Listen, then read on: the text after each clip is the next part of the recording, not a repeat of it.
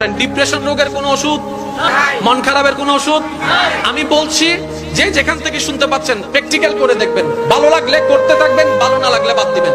আমি প্র্যাকটিক্যাল করেছি সেটা আপনাদেরকে বলছি। যখন আপনি দেখবেন আপনার মনে বেশি পাথর জমে আছে, আপনার দুঃখ কষ্ট বুঝার মতো কেউ নাই, আপনার চোখের পানির মূল্যায়ন দেওয়ার মতো কেউ নাই, আপনার দুঃখ কেউ বুঝছে না, আপনার কষ্ট কেউ বুঝতেছে না, আপনার আশে নেই পাশে নাই নাই নাই কেউ নাই, আপনি যখন খুব একা মনে হবে, আপনার দুনিয়ার কষ্ট যখন আপনাকে চেপে ধরবে, আপনি কিচ্ছু করবেন না, শুধু একটা কাজ করবেন, যাই নামাজটা পিছিয়ে ডাইরেক্ট সিজদায় চলে যান, ডাইরেক্ট সিজদায় চলে যান, কপালটাকে ঝুঁকাই দেন, নাকটাকে ঝুঁকাই দেন, হাতটাকে ঝুঁকাই দেন, নিজের অস্তিত্ব বিলীন করে দেন, চোখটা বন্ধ করে সিজদার মধ্যে চলে যান।